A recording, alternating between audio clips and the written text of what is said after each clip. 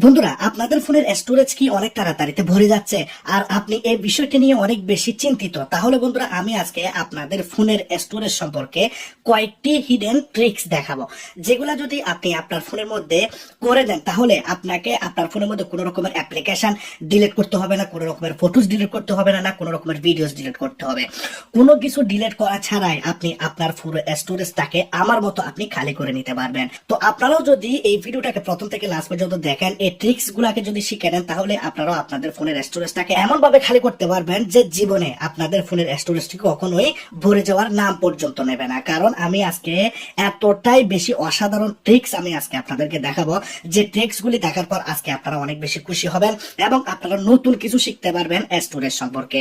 তো আপনারা যদি আপনাদের ফোনের স্টোরেজ নিয়ে অনেক বেশি চিন্তিত, তাহলে এই ভিডিওটিকে প্রথম থেকে লাস্ট পর্যন্ত দেখবেন, স্কিপ করবেন না। যারা প্রথম থেকে লাস্ট পর্যন্ত ভিডিওটি দেখবেন, 100% গ্যারান্টি দিচ্ছি আজকের পর থেকে আপনারা স্টোরেজ ফুল হয়ে যাওয়া নিয়ে কখনোই আপনাদেরকে ভিডিওস দেখতে হবে না বা কোনো রকমের কমপ্লেন করতে হবে না। তো চলুন, সেটিংটি আপনাদেরকে এখানে অ্যাপ্লাই করার জন্য প্রথমে প্লে স্টোরটি ওপেন করতে হবে। প্লে স্টোরের মধ্যে আমি আপনাদেরকে যে সেটিং দেখাবো, এই সেটিংটি করলে আপনাদের ফোনের স্টোরেজ অনেক বেশি খালি হবে এবং আপনার ফোনটি হ্যাং প্রবলেম দূর হবে। এর সাথে সাথে বন্ধুরা, আপনার ফোনের যে প্লে স্টোর প্রবলেম করে, মাঝে মধ্যে অ্যাপ্লিকেশন ডাউনলোড হয় না, মাঝে মধ্যে দেখা যায় কি অ্যাপ্লিকেশন ফুল হয়ে গেছে বা আপনাদের ফোনের স্টোরেজ ভরে গেছে, সেই প্রবলেমগুলো দূর হয়ে যাবে। আপনারা এখানে লোগো দেখতে পাচ্ছেন, কর্নারে লোগোতে আপনারা ক্লিক করবেন। লোগোতে ক্লিক করার পর আপনারা এখানে দেখতে পাচ্ছেন ম্যানেজ অ্যাপস এন্ড ডিভাইস, এই জায়গাতে আপনারা ক্লিক করবেন। এখানে ভিডিও লাস্টে দুইটি সেটিং দেখাবো, যাদের ফোনের মধ্যে মেমোরি একদম কম জিবি, তারা কিভাবে ফোনের স্টোরেজটাকে সবসময় খালি রাখবেন সেটি আমি ভিডিও লাস্টে দেখাবো, দুইটি সেটিং তাদের জন্য। এখানে আমরা দেখতে পাচ্ছি ম্যানেজের মধ্যে আমরা ক্লিক করব। যখনই ম্যানেজের মধ্যে ক্লিক করব, আমাদের ফোনের মধ্যে আমরা যা যা অ্যাপ্লিকেশন বর্তমানে ফোনের মধ্যে ইনস্টল করে রেখেছি, বর্তমানে আমাদের ফোনের মধ্যে রয়েছে, সেই অ্যাপ্লিকেশনগুলি এখানে দেখতে পাবো। এখানে আমরা একটি অপশন দেখতে পাবো, ইনস্টলে ক্লিক করলে আমরা এখানে একটি হিডেন অপশন পাবো, দেখুন নট ইনস্টলড।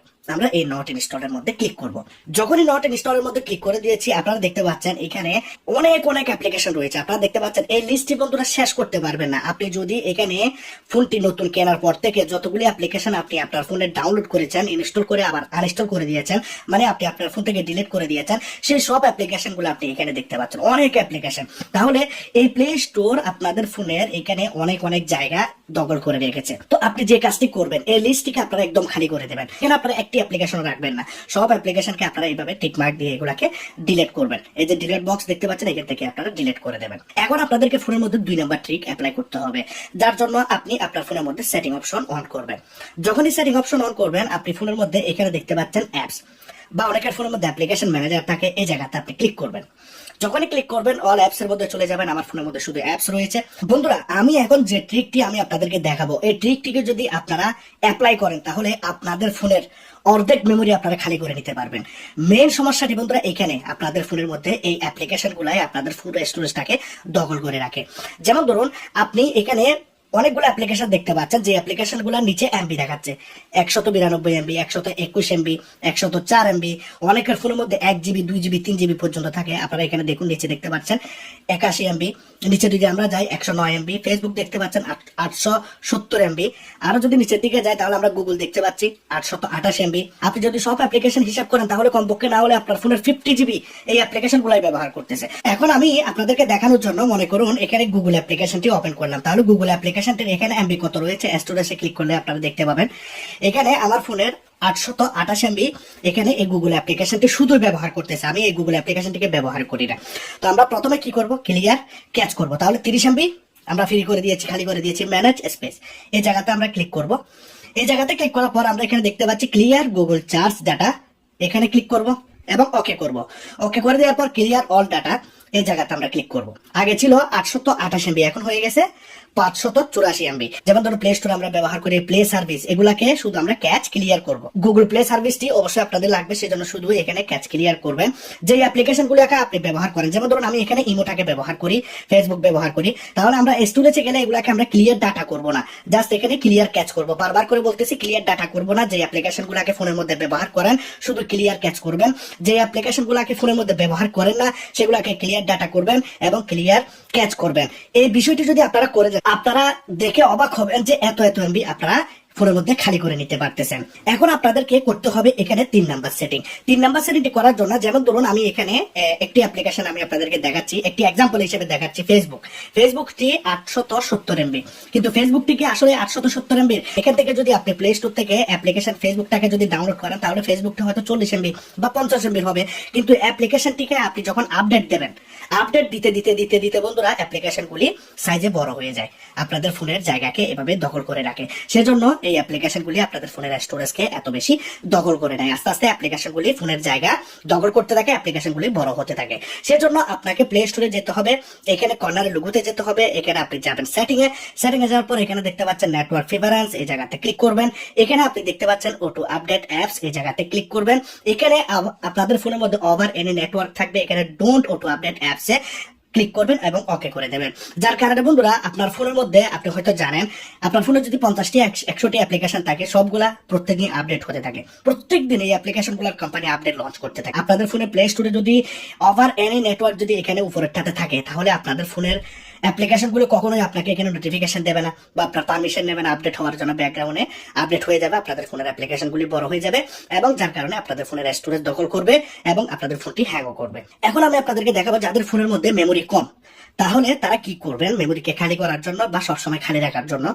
আপনারা জাস্ট সেটিং অপশনে যাবেন। প্রথমে আপনাদেরকে ডেভেলপার অপশনে একটি সেটিং করতে হবে, তারপর একটি হিডেন সেটিং দেখাবো অন্য জায়গাতে, যেটি আপনাদের সবসময় মেমোরিটাকে খালি রাখবে।